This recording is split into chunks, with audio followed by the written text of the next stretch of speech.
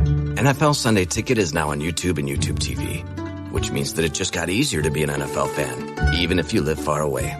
Like maybe you like the Bears, but you're hibernating in Panthers territory. But with NFL Sunday Ticket, your out-of-market team is never more than a short distance away. Specifically, the distance from you to your remote control. NFL Sunday Ticket, now on YouTube and YouTube TV. Go to youtube.com/presale to get $50 off. Terms and embargoes apply. Offer ends 9/19. No refund. Subscription auto renews.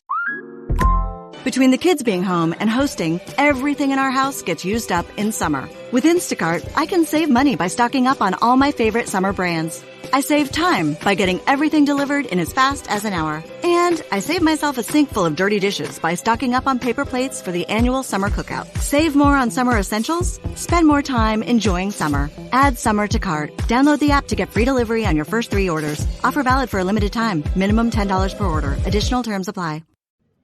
Hey, what's going on, Giants fans? Welcome to the latest episode of the Talk is Cheap podcast from NJ Advanced Media, the Star Ledger, and NJ.com. Of course, Daryl Slater here with you, Bob Brookover on the other end.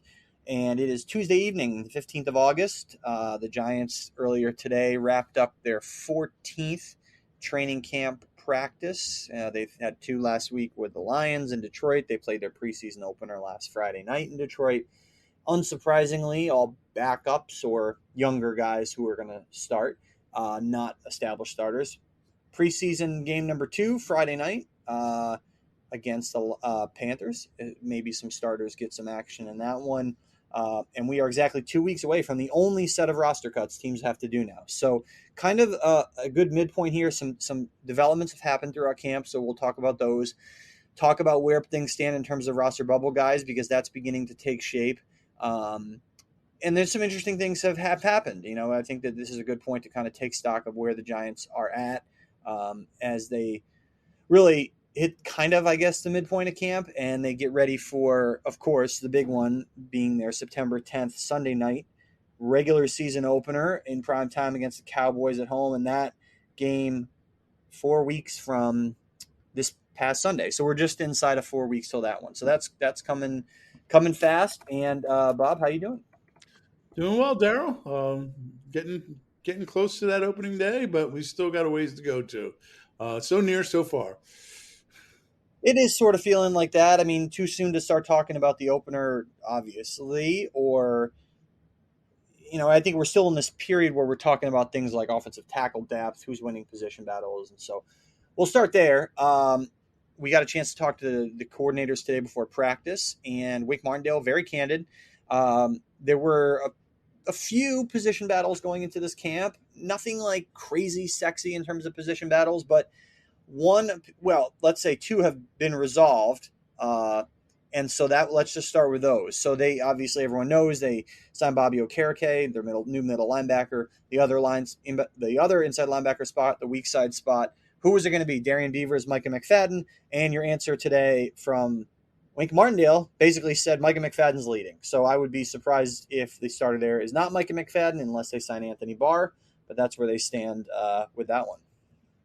Yeah, I mean, that is maybe a little bit of surprise, because a year ago, Darian Beavers was having a really good camp right around this time, and seemed like he might have a chance to we didn't know at that time. I wasn't even on the job yet, but it wasn't known at that time that Blake Martinez was going to get cut.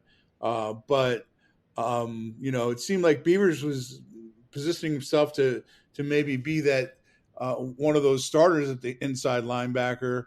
But instead he missed an entire season. As Wink pointed out today, Micah McFadden was one of the few players to play all 17 regular season games last year. Another reason you thought maybe he wouldn't win is because they then benched him in favor of Jarrett Davis in the 2 postseason games. Didn't just bench him, but deactivated him for the 2 playoff games, which made you think, well, maybe Micah McFadden's Giants days are behind him. But you know what? He has bounced back here. Wink said he was very happy with the way he played Friday night against the Lions, and he's the leader in the clubhouse. Well, maybe not in the clubhouse, but he's the leader on the field right now. Indeed, and great points there about his rookie year was a disaster. I mean, his pro PFF grade was 38.7, and including 30.0 in coverage. I mean, obviously his role as it is now is not going to he's not going to be on the field every down. Bobby Okereke will be essentially most downs, right? But this weak side guy comes off in some sub packages, but still you need to be able to cover better than he covered last year. He knew Right. I was just gonna say, I think because Okereke is such an every down back, which I wrote about a little bit last week, every down linebacker, it might take some of the importance of that position away, because they can always have him on the field. So and then which you wrote about a little bit today, the way Dane Belton's playing, um, you know, might allow him to kind of be like one of those hybrid type linebacker safety players, that they maybe gets used even more than that inside linebacker job. Yeah, and so they can kind of protect McFadden a little bit in terms of not having him be an every down guy. If he is the guy, I mean, there were obviously there was a report that Anthony Barr was kind of eyeing a visit to the Giants that never materialized. Doesn't mean it won't at some point, but it seems like that they are, for now, locked in on McFadden, who lost 5 pounds. I talked to him today. He said he lost about 5 pounds in the offseason, down to 230. Thinks it'll help him cover better while still being able to defend the run. He's talking about improving his eyes and his feet, and he said he was just kind of so all over the map last year, even though he did play 435 snaps, started 7 games, played all 17. He was so all over the map that it was like really hard for him to even like process pre-snap communication. He said it sounded to him like white noise was the quote, because he was just trying to figure out like, where the heck do I have to go in the defense? And so he was, by his own admission, lost out there. And he said that, the year was so bad, not up to his standards, that he didn't even, he said this today. He goes, a lot of times, this is a quote, a lot of times I didn't want to go back and watch the film just because before even watching it, I knew how I played like that. It was grim for him. And so, as you mentioned, being benched, being deactivated, you wondered what was his role going to be on this team going forward. Now, obviously, he's not cemented himself as a guy who's got a long-term future here, but now he has an opportunity to put his rookie nightmare, really, honestly, like behind him. So that'll be a neat story. Now, obviously, Beavers will not disappear, right? And he was a guy who had a lot of promise last year. He still is essentially a rookie because he missed the whole year with a torn ACL. But as you mentioned, he was looking good in camp last year. So it doesn't mean this is necessarily the end for him. This is a job that could switch hands at some point, depending on how McFadden plays, obviously. So, yeah, I think that's this is not going to be a position they're going to expect to carry the defense. But as I mentioned, this guy, McFadden, presuming it's McFadden, this spot needs to cover better. And certainly defend the run better too, because that was such a mess of an area for the Giants last year. Absolutely. It's a position where they have to be better. If they're not, and we've gone over this many times since the end of last season. The greatest weakness of this team was stopping the run. But and under the radar is kind of the fact that their linebackers weren't great at covering receivers, which is another area where Okereke is supposed to help them improve. But if the play is not better at those positions, then the Giants are probably going to be in trouble again, especially against teams like the Eagles and Cowboys, who just ate them up with big yardage plays in the run game last year. Yeah, so that's where that is. I mean, McFadden played in the preseason game, number one. He played in the first preseason game, not a lot, but he got out there, and we've seen him in practice be, and I think we sort of had, there were hints that he was the guy, because what was happening in practice was when they went to nickel, in their second team nickel, right. Okay, so someone has to be the middle linebacker in that, right? And that guy is Bobby Okereke with the first team. But with the second team, that was Micah McFadden. So it's like, oh, okay, I see. He's like the backup middle linebacker. To me, that means he's probably ahead of Beavers in the pecking order, even though they were both getting first team reps in the base defense with the starters at times. But McFadden has been kind of getting those first team reps more often lately, so it kind of was where that was going. But it was kind of surprising to hear Wink Martindale say that. He was in a really candid mood today. One other thing he mentioned was where they're at with the cornerback situation. And this one is certainly more intriguing. More important, probably, definitely. Oh my gosh, yeah, absolutely. So they're intent on playing their three best cornerbacks, and he said, these guys are our three best cornerbacks right now, and everyone who's been paying attention to the Giants knows what he's talking about. And he was referring, of course, to what obviously when they're in the base defense, they're going to be Deonte Banks, Adoree Jackson as the two corners. We all know that. That's standard. There's no surprise there. When they go to nickel, which is a lot, they play a lot in nickel. What everyone assumed they would do would have Adoree Jackson, Deonte Banks, and then either Cordale Flott or Darnay Holmes in the slot. And probably Flott because Holmes has not been very good.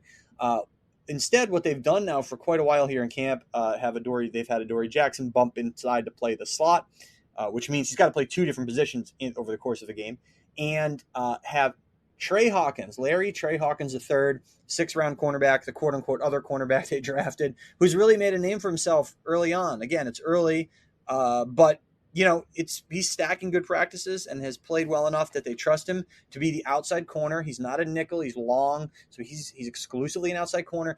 Trust him to be the outside corner opposite Banks, who's also an outside corner and long. And then they take Jackson, who's more compact, and put him in the slot. We'll see. I mean, it sounds great on paper and interesting, but geez, I don't know. Take a step back and like, what do you think of this from like a broader view beyond it just being? I'm going to go back to the Eagles and Cowboys. Yeah. They're putting an awful lot of pressure on two rookie corners. One guy's a first round pick, so you kind of say, all right, you're going to get thrown into the fire as a first round pick in this league many, many times. The other guy's a 6th-round pick. Are you putting too much on him? Now, I mean, there are stories about 6th-round corners and 6th-round picks at every position, including the greatest player in the history of the league, Tom Brady, coming through. But it's a lot to ask, and you know what? It's a lot to ask of Adoree Jackson. I think you were the one who asked him the question today. How does this impact you? And he just talked about catching his breath a little bit and doing something he hasn't done before. But he seems to be embracing it, which is important. But there's a lot of different angles to look at this. And it's somewhat of a risk for sure. And then you talk about a team like the Eagles who have Devontae Smith and AJ Brown coming at you, the Cowboys CeeDee Lamb and whom I missing? Well, they added Brandon Crooks and who's their third? They're three really good receivers. I'm drawing a blank on their third one right now. Right, Lamb and Gallup, Michael Gallup. Yep. Yes, right, Gallup. So you're putting a lot of pressure on and banking a lot on this decision. But when you take a step back and you really think about it, Wink's right. They're probably his 3 best cornerbacks. You kind of know what Darnay Holmes is at this point. Flott has not seized the job, 3rd-round pick last year. So I just think that they're going to move on from Darnay Holmes, obviously, if he makes a team this year, which I guess he might get cut. But he's not in their future plans. Clearly, he wasn't one of their guys in terms of this regime drafting him.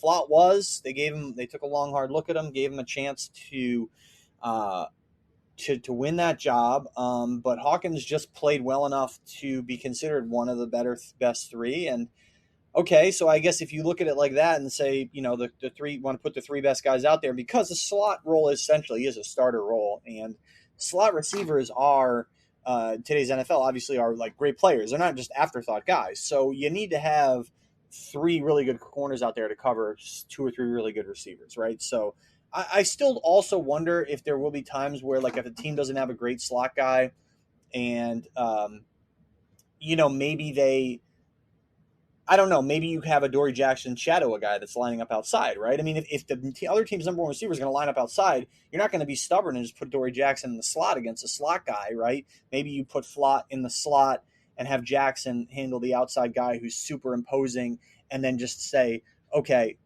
because it's not like all these guys are interchangeable. Hawkins and Banks aren't. They can only play on the outside. So you have to kind of move pieces around. In terms of I looked this up earlier in camp when I did this, just a piece about Jackson in the slot. So here are his yearly snaps in the slot starting in Tennessee. What was his first year with the Giants? 2021, right? It was his first year with the Giants. So right. He started his career, obviously, first 4 years of the Titans.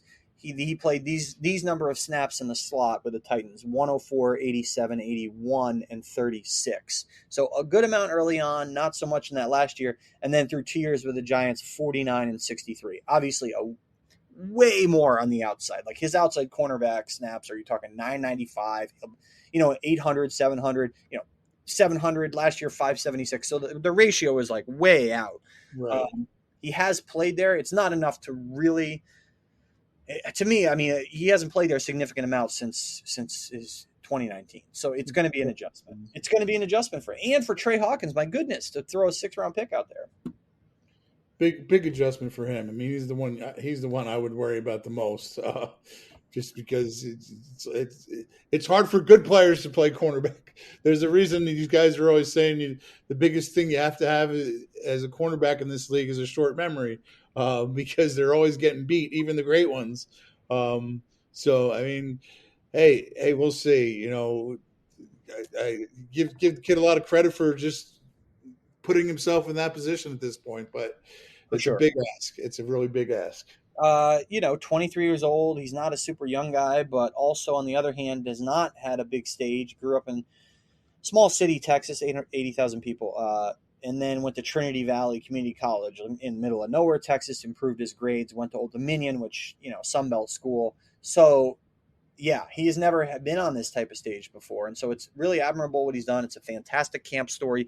He wants it to be more than a great camp story. He said, I'm not satisfied with just being a good camp story. Okay, let's see how it goes. I mean, I think there's going to be hiccups and everyone needs to realize that. But yeah. And so, and we're going to switch to offense just real quick, because the other position that's kind of worth talking about here at the top, as we talk about these kind of most noteworthy spots, is offensive guard, because there's been some developments there. We talk about the developments at inside linebacker and at cornerback, particularly with how they're going to handle the slot, and double duty for Adoree Jackson.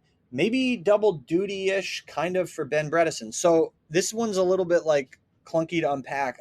So obviously last year the left guard, Ben Bredeson, Joshua Zudu split snaps. They drafted Zudu in the 3rd round last year. You're going to give a guy like that every chance to win the job. He struggled. He got hurt, shoulder injury.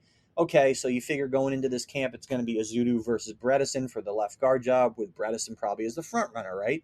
Then your center is going to be John Michael Schmitz. No change there. He's going to be the center. And then you go, okay, Mark Lewinsky was okay. He was fine last year, right? And he's going to be back as your right guard. Well, maybe not. What they've been doing lately is having all sorts of rotations here. So like today with the first team, they had a Zudu with the first team left guard, and they had Glowinski some at right guard with the first team, but also Bredeson some at right guard with the first team. So to me, and then at one point they also had Bredeson at left guard, and Izudu out. Yeah, Bredeson. Yeah. Yep. And so at different points in camp this year, Bredeson has played center.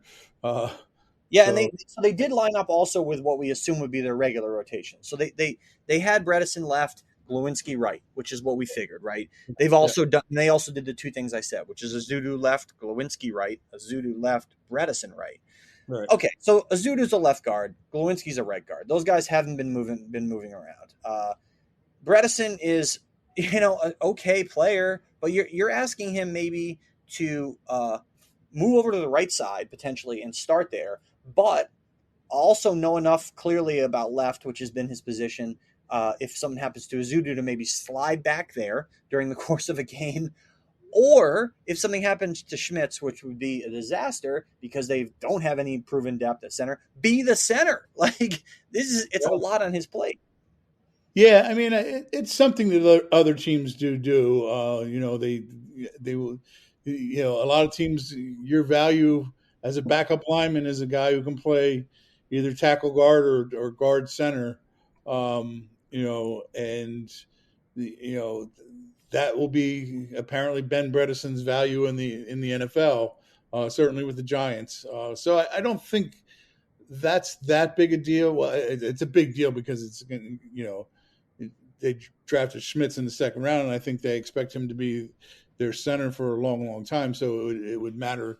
It would certainly be a problem value wise in terms of him getting hurt. But in terms of Bredesen having to know both guard positions and center, I don't see that as being a huge, huge deal. I really don't. Last year, Bredesen played 30 snaps at center, including 26 in the 26 were in that Eagles game. Final game of the season, yeah. At the end of the right. Well, okay. Does that not count playoffs? I don't know. Whatever. So anyway, he got 30. He played in that final. I think Gates might have started the game at center. I think in that game, and then Bredesen moved to center later in the game. Right. So he has 30 snaps at center, and I think that's the extent of his. That's the extent of like any time he's ever played center in a regular season game. So they don't really have an experienced backup center that J.C. Hasnauer was supposed to be at. He got hurt. He's out for the year, unfortunately. So that was a kind of a low key kind of blow for them because of there. But obviously, right. So obviously that could be a concern. But you're assuming in this case Schmitz gets hurt. But I think the bigger one here is Glowinski maybe losing his job to Bredesen. That this all depends on Ezeudu being good enough to start, which we don't know. Right. Well, and and then we just go back to last year, which I asked Mike Kafka today. That's how. The funny thing is, so much happened at left guard last year. 5 different guys started that position. 7 games they had 2 different guys rotating in and out, which I found to be strange and different. It was just a revolving door. And now here we are, 3 weeks away from opening day. And I guess the possibility also exists, although it doesn't seem like Kafka wants to go that direction. And Dable, when asked about it, has said whatever's best for the team. But the possibility at least exists that we're still talking about a rotation at one of those spots. Now, I don't think they would do that at right guard if Glowinski's the guy. I think they'd be more likely to do it at left guard. But I really don't think they want to do it again. I mean, that's literally the only thing that Mike Kafka kind of sort of committed to today in his as usual completely. No, it was very kind of sort of. No offense. He deferred to Dable, but he basically said it's not the ideal situation is to have. It's not the ideal situation, right? I mean, usually he says absolutely nothing in those press conferences. No offense, they're generally worthless press conferences, but he did say that ideally they wouldn't do it. I just I don't see how they would rotate at right guard. Like they would have Ezeudu be the every down left guard and then rotate Bredesen and Glowinski at right guard. To me, that is a little odder than having Glowinski. To me, in that situation, you're really running the risk of, and I don't know if Glowinski would make a stink, but he's certainly an established veteran who's, he started 16 games, I think 5 of the last 6 years or something along those lines. I wrote about it today. You're really risking alienating a veteran who, was very durable for you and your second best offensive lineman last year. Do you want to do that if you think, especially if if you go by PFF grades, he was, he graded out better than any of those and every offensive lineman except Andrew Thomas.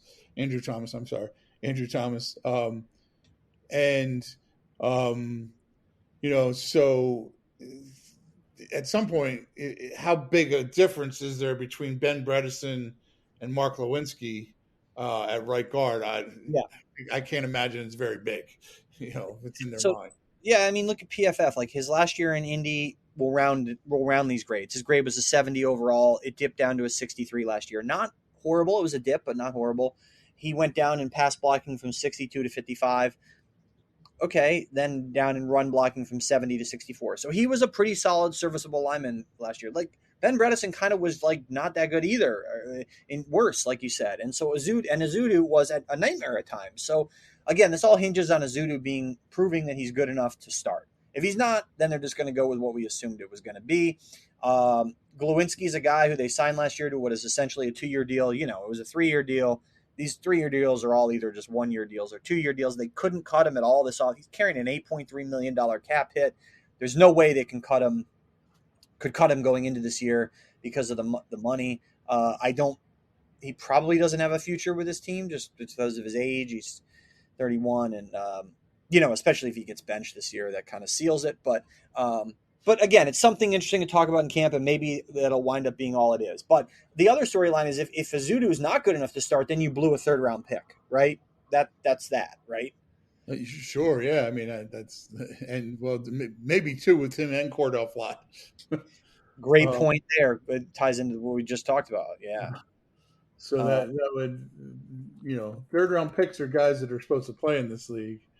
I guess as we're speaking here, Pat Leonard just tweeted out a story that Justin Pugh is interested in coming back to the Giants, which would throw another wrinkle into that left guard situation if that were to happen. So, Pugh turned 33 years old today, coming off a torn ACL. I don't know. Yeah. I think be objective here, and I don't know if that's the right move for this team now. Why do you need another old guard? Right. I'm just looking at his PFF grades from last year was 61, 65.8. I mean, it's a guy coming off an ACL and not being, remarkably better than what you already have, I don't think. It would be a nice story. That would be all it would be. Just like the Landon Collins thing last year. I mean, he made no impact, right? So whatever. But no, he did have a big interception in the clinching game, but that was about the extent of his impact. And so we'll see where the guard thing shakes out. I mean, to me, the corner spot is settled. The inside linebacker spot is settled. The guard thing is still could play out in a couple different ways here, and there's a really big preseason game on Friday to probably sort this out, because I don't know, would they play starters against the Jets? I mean, if they don't play starters, it's going to be interesting to see who starts on Friday at those 2 guard spots. I think Glowinski didn't play at all on last Friday against the Lions, and to me that had to be out of just respect to being a veteran. I think. I mean, if you're, but. I don't. That just makes the whole thing just a little bit stranger, because if you're really competing, then don't you want to throw that guy in there against the, and look at him in a game? But they obviously have a lot more film on Glowinski and in their mind know what they think he can do. Exactly, and know his limitations. And you talked to Glowinski about this, and I was kind of sitting with an earshot listening, and just.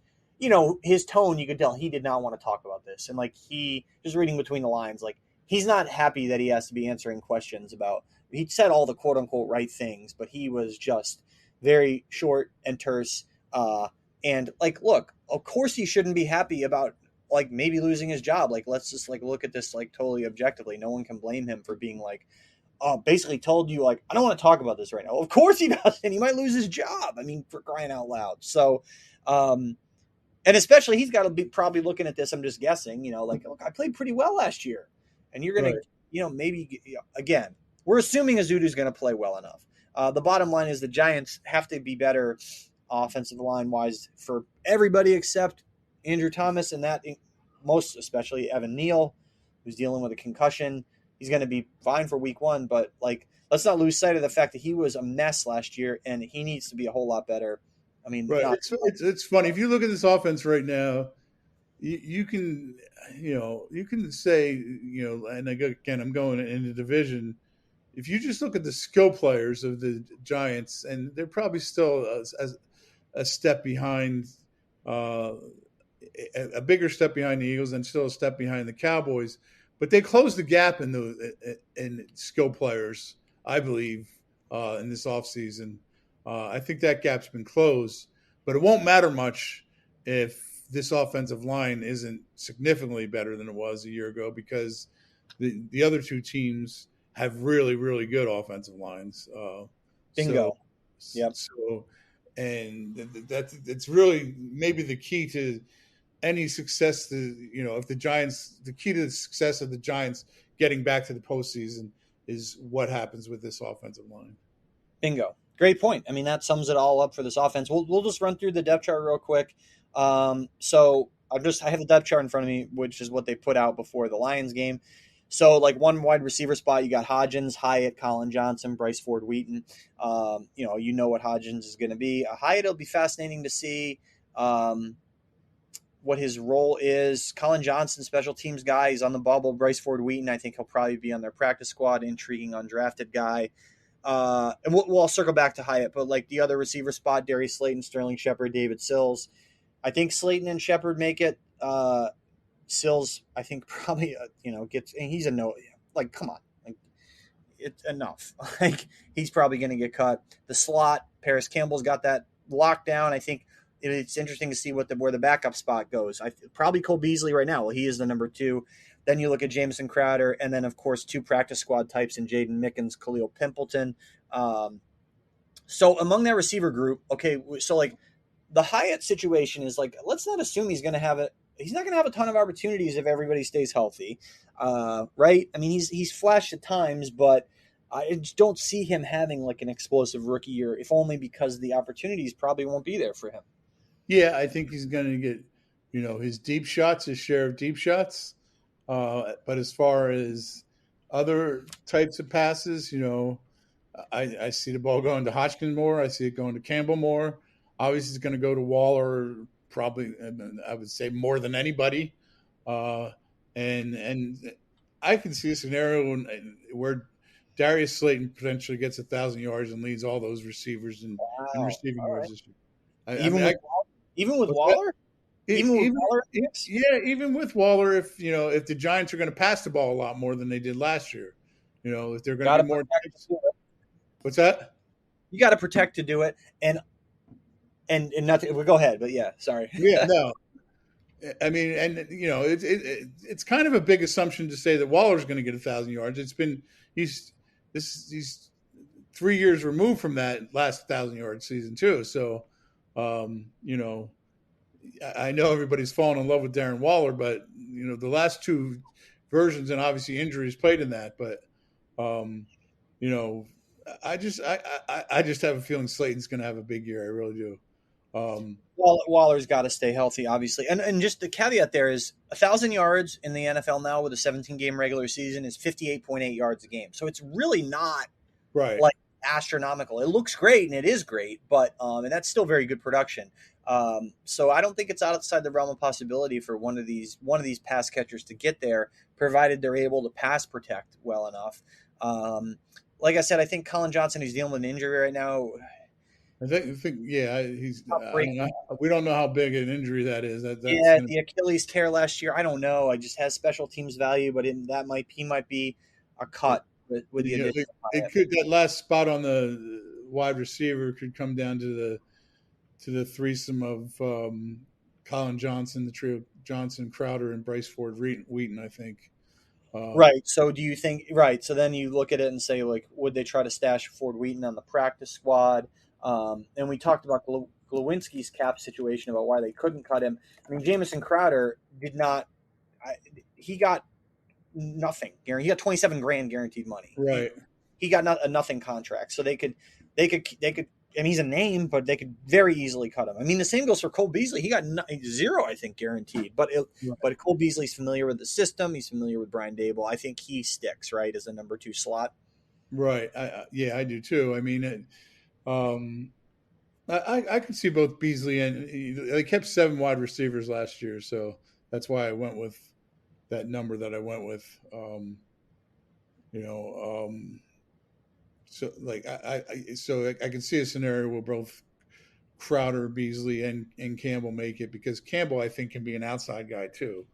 For sure, he can be. Beasley could end up, if Beasley makes his team, he could end up being on the field quite a bit as a slot, I think. And Campbell may be more interchangeable with Hodgins and Slayton. Yeah, and I think that's a good summation of the receivers. Like we talked about the offensive line and where they need to get better. I mean, they're just addressing depth here. I mean, their tackle, Devery Hamilton's gone. He got hurt, and they canned him basically. So Matt Parrott and Marcus McKeithen are backup tackles. Tackle depth is very scary. Yeah, big time. McKeithen is kind of a guard too. I mean, they list him at tackle.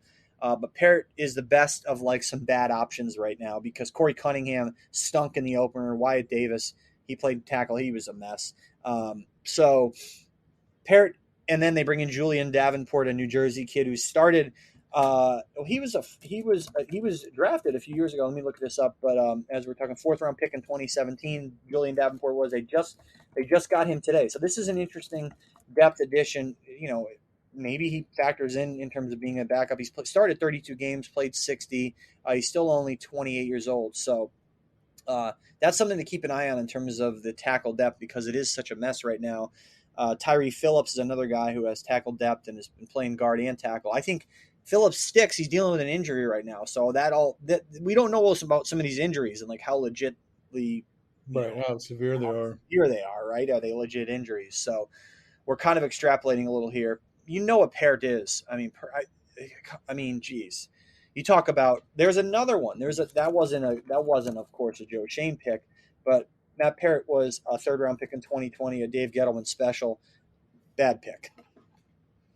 Yeah, he's not panning out, not contributing much. Great guy, all time nice guy. He is, and we talked about the guard depth. Phillips could be a factor there as well, kind of, sort of. He's a swing depth guy. Sean Harlow's probably not making the team. They signed him as a center to after Hasenauer got hurt, but he's been playing guard, so he's not making the team. The center, Shane Lemieux's an interesting one because he's a name. He's a former starting left guard. Injuries wrecked his last 2 years. He learned center in the offseason, entering the final year of his rookie deal, trying to make the team. I don't see it happening, unfortunately, for him. Maybe they can stash him on the practice squad, but I think he's probably on the outside looking in, right? Because they had him working back up at 2nd team and 3rd team center, hardly at all at guard, right? So it's tough for him. It's an uphill climb. Right, and I think almost from a personal standpoint, I almost think, if he doesn't make the team, they would be hoping to go somewhere else and maybe just get a fresh start and try to be healthy. They've kind of buried Jack Anderson too. He's gotten a little backup center work, but I think he's probably toast. Mostly a 3rd team guard. He's probably toast with Wyatt Davis and kind of every once in a while take some snaps at center, but not very many. Yeah, Anderson, Wyatt Davis, you can put them in the bin. And then I mean that sews up the whole offensive line. I mean, Corey Cunningham, no thanks. So they got to figure out their tackle depth. Like we said, Phillips could be a factor there. He was a factor there last year. Phillips was. I think he's an interesting player because he can play some guard too. And you're not talking about an all-pro here, but you got to have some depth. We saw it last year. They have injuries on the offensive line. It just happens. I mean, the argument can be made, and it was a very small sample size, that Phillips played right tackle better than Evan Neal when he went in there for Evan Neal after Neal got hurt in Jacksonville. I think it was a 3-game stretch, but he actually had a higher PFF grade, not that he was lights out, superstar right tackle, but certainly held the fort for a little bit there. Yeah, for sure. And then moving on to running back, just going down the depth chart, that Saquon Barkley guy. We'll see. We'll see if he amounts to anything. Look, what is there to say that hasn't been said? He's been fine. I mean, I think the one thing of running back is that it looks like Gary Brightwell could be in trouble as both just as in terms of making a team, and it looks like Eric Gray's going to plug into that running back spot and also to the returner, kick returner, and maybe kick returner and punt returner. Looks like right now. Because Brightwell was a kick returner. Looks like they're going to entrust Gray with the number 3 running back spot. Like you said, the punt returner, and with Brightwell hurt, probably the kick returner. Brightwell, they might move on from him. James Robinson, no chance. man, what was the point of signing him? A camp body. He stunk with Well, the he was signed when it looked like Saquon yeah. wasn't going to come to camp, so that was. Jay Corbin not making the team. I mean, maybe a practice squad guy. And then the tight end spot, I think, is interesting because the number 3 tight end is going to be Lawrence Cager, right? Waller, Bellinger, Lawrence Cager. Then what do they keep Myrick as a 4th tight end / fullback? Like Ryan Jones isn't making the team. Tommy Sweeney probably not making the team. Maybe that comes down to special teams value between Sweeney and Myrick. Yeah, I don't know. It's kind of negligible position there. You talk about the number 4 tight end, but Right. and then who the quarterbacks are going to be. Does the big question for Bergen County folks? Will Tommy DeVito make the practice squad? Well, what's the rule with that? You can keep a guy for free, a third quarterback for free. I'm not sure. I haven't. I'm derelict in my duties. I confess, but I haven't really looked up the third quarterback situation right now. Yeah, I know it changed in the offseason, but I'm not exactly sure what the rule is right now. It's not important really. And so moving on to defense, you got that Dexter Lawrence guy. He's pretty good. Raheem Nunez Roches. Let's see if he's dealing a little bit of groin here. I think that's something to keep an eye on. Then at that nose tackle spot, Kevin Atkins and Donovan Jeter are negligible. They're gone. Jordan Riley has been a bit of a revelation. Maybe not the type of Trey Hawkins revelation, but right, he's opened a few eyes here a little bit. 7th round pick. He's, there's those 4 guys who are established, because if we go down to the next line of tackle, it's Leonard Williams and Ashawn Robinson. Jordan Riley has kind of become number 5 in that rotation and could see himself on the field. A year ago, early on, DJ Davidson was getting his handful of snaps before he tore his ACL in London. And then later on, Ryder Anderson was getting his 8, 10, sometimes 15 snaps a game. And now he's hurt right now. Davidson just came off the PUP list. So he's not even on this sheet. But right now, you'd have to say that Jordan Riley is ahead of both of those guys as far as what's happening in camp. Yeah, and the other D tackles, Brandon Bryant, Kobe Smith, are gone. Real quick, circling back, you mentioned the PUP stuff. Wan'Dale Robinson is going to come off the PUP fairly soon. Joe Shane said on the radio the other day, in a week or so, which is surprising. Late November, torn ACL, and he's coming off the PUP soon, which is another guy who's that impacts that wide receiver thing too. Yeah, that perhaps squeezes Crowder. I wonder, and especially the slot thing. Yeah. I think Aaron Robinson, who's once Wan'Dale Robinson comes off, Aaron Robinson, the corner, will be the other remaining guy in the PUP. I mean, he has done nothing to impress, and he's probably not even ready to come back yet. So he's barely even worth mentioning when you talk about the corners. But yeah, Wan'Dale is going to squeeze somebody his return, which seems to be impending based on what Joe Shane said. You mentioned DJ Davidson being back, but Riley has done a nice job. And Ryder Anderson had a nice story, played last year, but we'll see. Like, he's dealing with his triceps. It's not a nothing injury. So they can be lingering. Yeah, and at the rush spots, you got your main 4 guys: Ojolari, Thibodeau, Ward, Zimenez. Tomon Fox kind of in the mix there is the 5th guy. I think Tayshaun Bauer and Habakkuk Baldonado are obviously not going to make the team, but Fox, does he make the team, or do they get him on the practice squad? Who knows? He had some nice moments last year as an undrafted guy. He did, for sure. Yeah, I mean, he played his share of snaps too. What was I going to say? The thing about those 2 positions, those rush positions, are, do they have enough depth there? I think is still a big question mark for this team, because other than Thibodeau and Ojolari, although Zimenez didn't have a bad game and he flashes here and there, but there's no even Fox. There's no real third guy you bring in.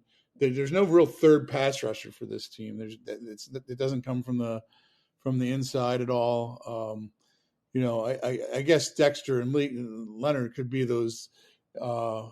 Certainly, Lawrence was one of the better pass rushers last year, and Williams has had his years. But if you're not going to get that from the outside, then you really need those 2 guys to be real disruptors in the middle. Yeah, good point. And we talked about the linebacker spots, but in terms of the frontline guys, but the arrival of Okereke kind of squeezes the depth there a little bit. So, Beavers, McFadden, Okereke are going to make the team. So you probably think, okay, they'll keep 4 inside linebackers, right? So is the fourth guy going to be Carter Coughlin or Cam Brown? Neither has played a ton on defense, both special teams guys. Troy Brown is not making the team. Deontay Johnson not. I mean, Deontay Johnson could be stashed in the practice squad, but I don't look. I am not digging into the film to see Carter Coughlin v. Cam Brown, how that's going to work. But they have a decision. I mean, one of them is going to make it because of their special teams prowess. Yeah, Cam Brown is a really good special teams player. And captain of special teams last year, and I think Coughlin's considered a pretty good special teams player too. Maybe there's some ways to, you look at other positions, and they both stay as special teamers because there are some guys who get listed on the depth chart who really aren't on the depth chart. They're just guys who are special teams guys for sure.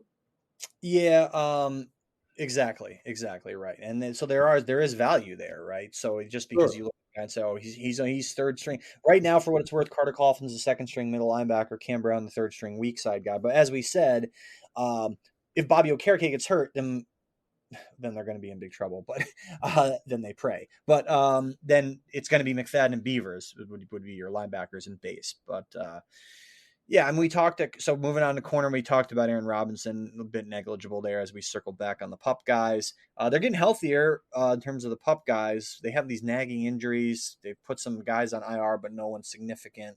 We'll see what some of these injuries turn into. But they're getting guys back at least. But we talked about the main storylines at corner. In terms of the depth at corner, there's not a whole lot of intrigue there. So Rodarius Williams probably getting cut. I mean, Jamon Green is an undrafted guy, practice squad guy. Darren Evans, I couldn't tell you.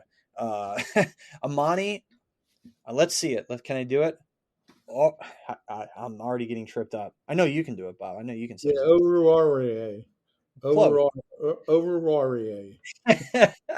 Try that after a couple cocktails. Yeah, I sound like I already had them.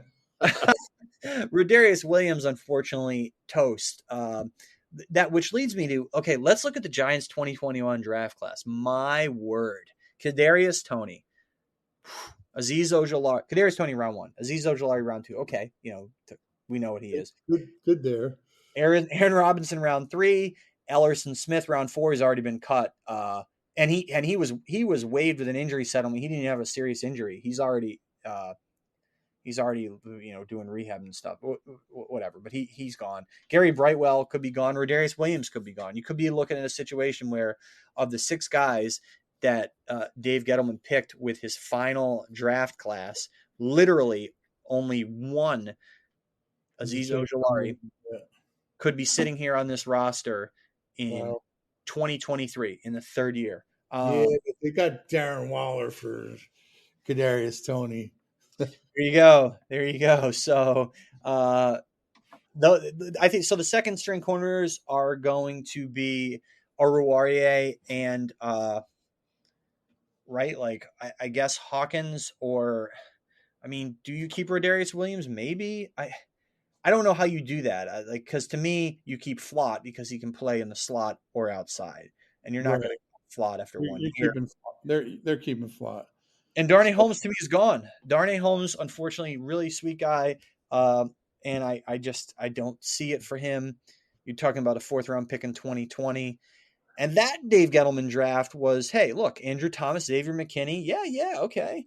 Matt Parrott, Darnay Holmes, Shane Lemieux, round 5 you're talking about. Got a couple of decent special teamers in 6 and 7, and Cam Brown and Carter Coughlin. And then, the rest of it's.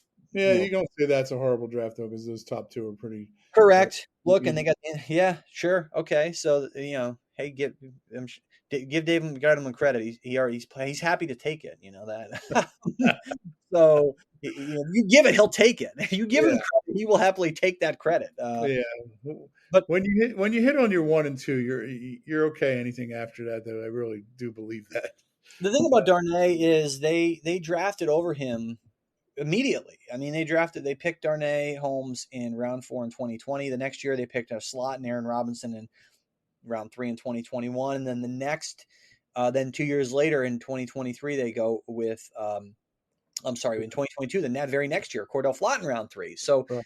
in each of the 2 subsequent drafts. So, yeah, I Keep mean, trying to find those starting cornerbacks, and maybe they found 2 of them in this draft.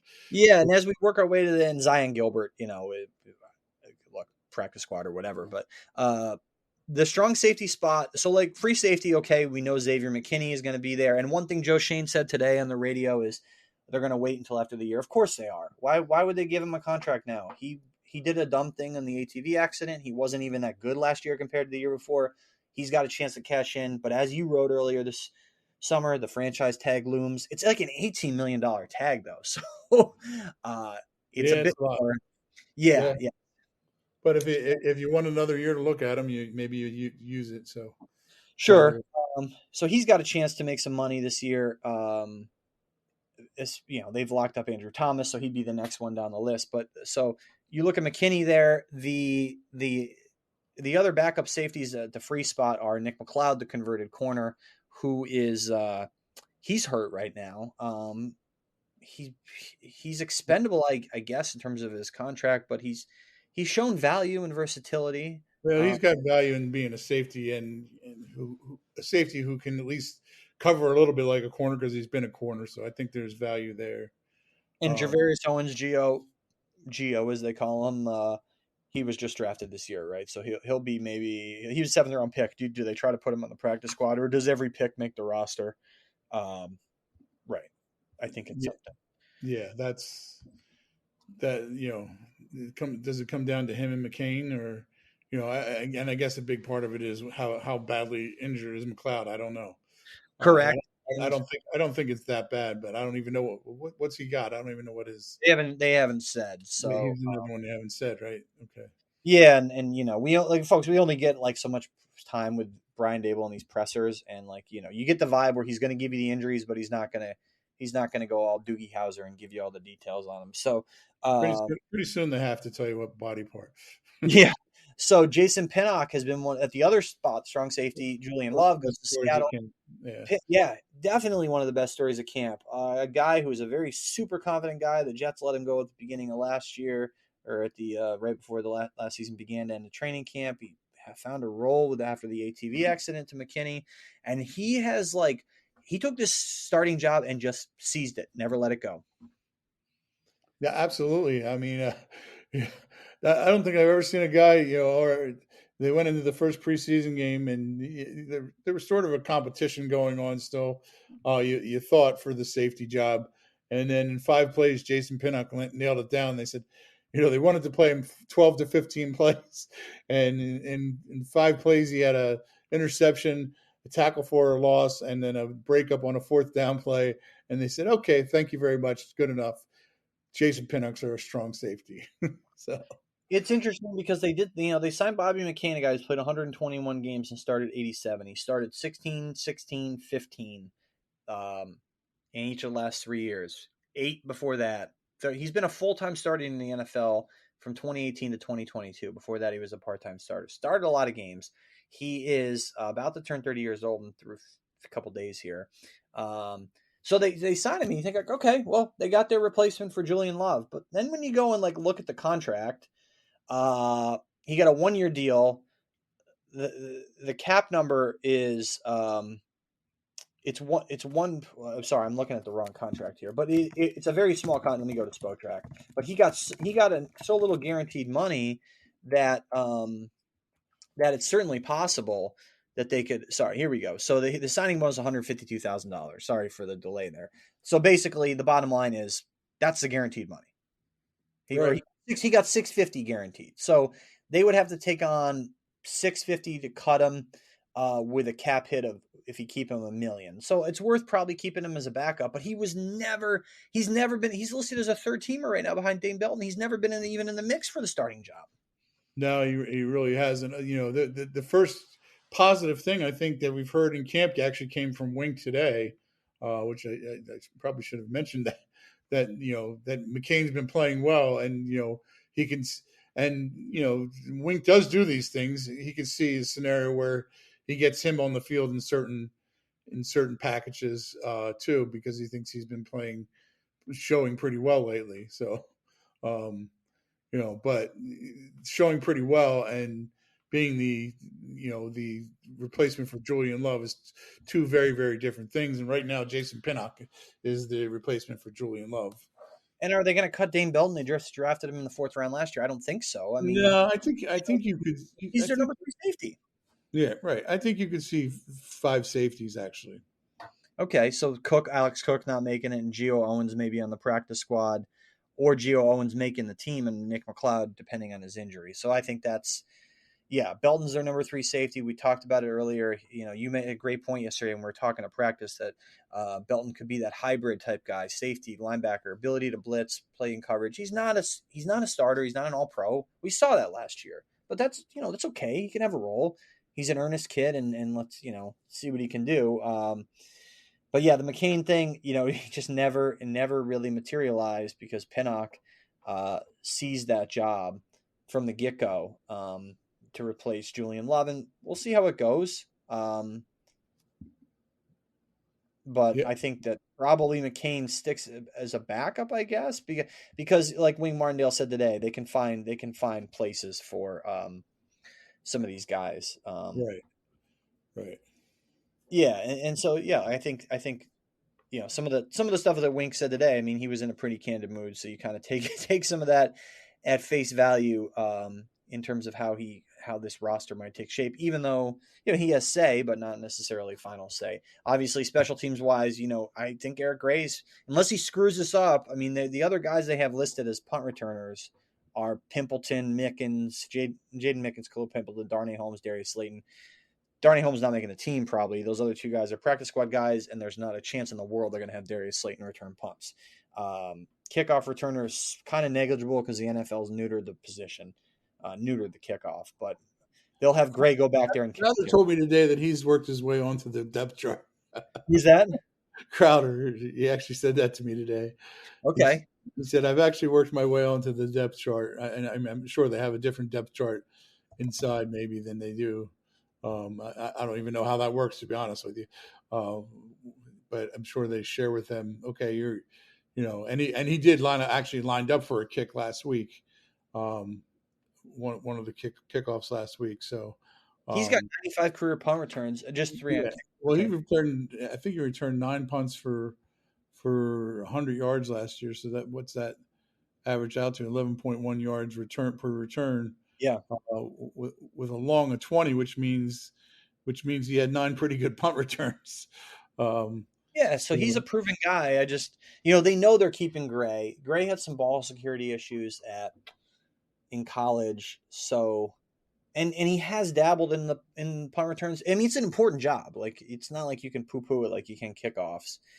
No, because you can. I mean, it's a lot.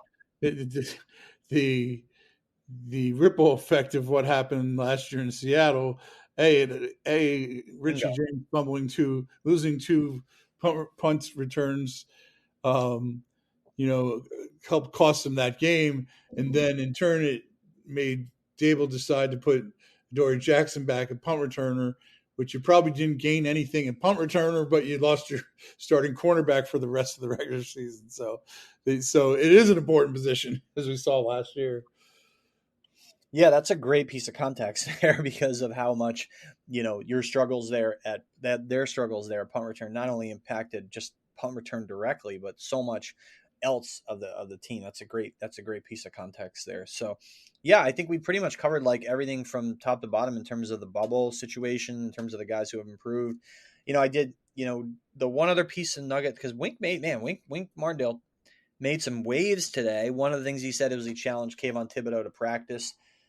To me, I heard it as practice harder. I went back and read the transcript. He didn't really specifically say that he wasn't trying in practice.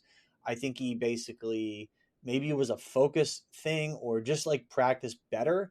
But it is interesting to hear those comments in the wake of what Rick Spielman tweeted, the former Vikings GM, when he was at the Lions Giants joint practice in Detroit, where you were there as well, and he was questioning Kayvon Thibodeau's effort, basically, in contrast to Aiden Hutchinson. Now, we saw Thibodeau play really hard last year. To me, he squashed a lot of pretty much all those pre-draft things about does this guy take plays off. But I don't know. But then here you have the defensive coordinator coming out saying that he called him out in front of the entire defense, which that's good coaching. That's just coaching, but it's just interesting to hear him say it. Yeah, I think he just wants Kayvon to be to live up to his potential. I think he sees him as being great, and in order to be great, he has to do all the right things that go along with being great. I think that's really just trying to get the best out of what you think is a great player. Yeah, and he answered it. I mean, Wink Martindale talked about how productive Kayvon Thibodeau was with forcing fumbles, recovering fumbles in those joint practices with the Lions. So he certainly answered, and you're right. I mean, the kid has a ton of potential. He needs to become a more efficient pass rusher.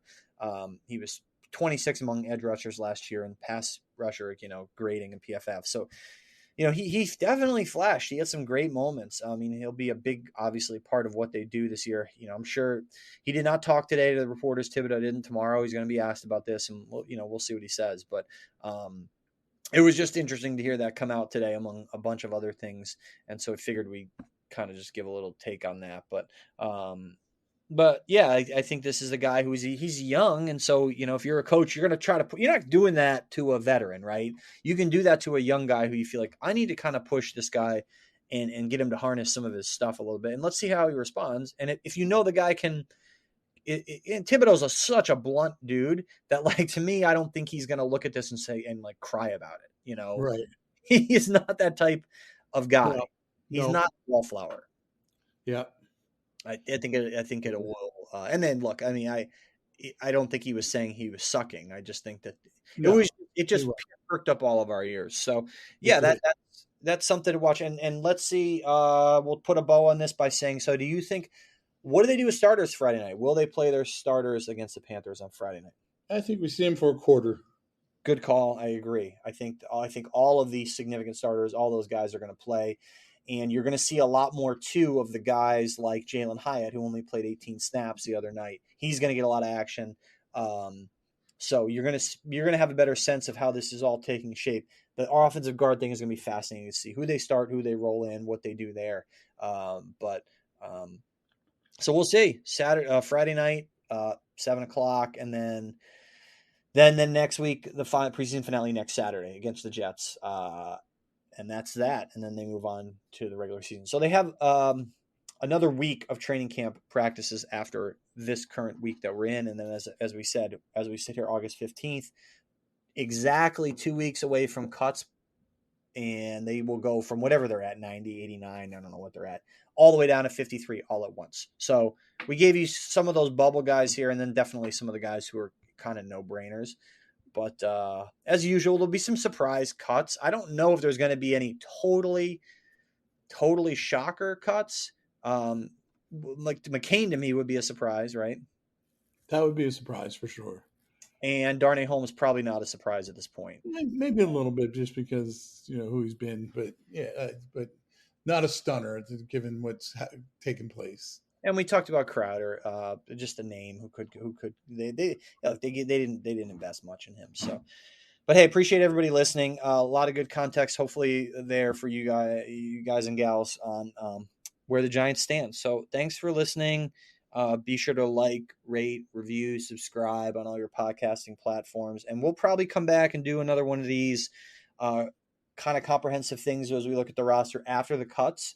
And probably after the waiver claims, because remember the day after the cuts are waiver claims, which are important. I mean, they got Jason Pinnock on waivers last year. Don't forget about that. So they're going to get some guys or a guy or something the day after, and who perhaps will wind up being a significant contributor. So that's something to keep an eye on. After that dust settles, we'll circle back with another one of these, see where the Giants stand, and look ahead to the regular season. So I hope everyone's having a nice summer. Hope you enjoyed camp if you got a chance to go out there. It was nice to say hello to some folks out there as well, too. So thanks, everybody, for reading NJ.com/Giants as always. And we'll catch up, y'all, in a couple weeks. And until then, enjoy following along with all our coverage, and take care.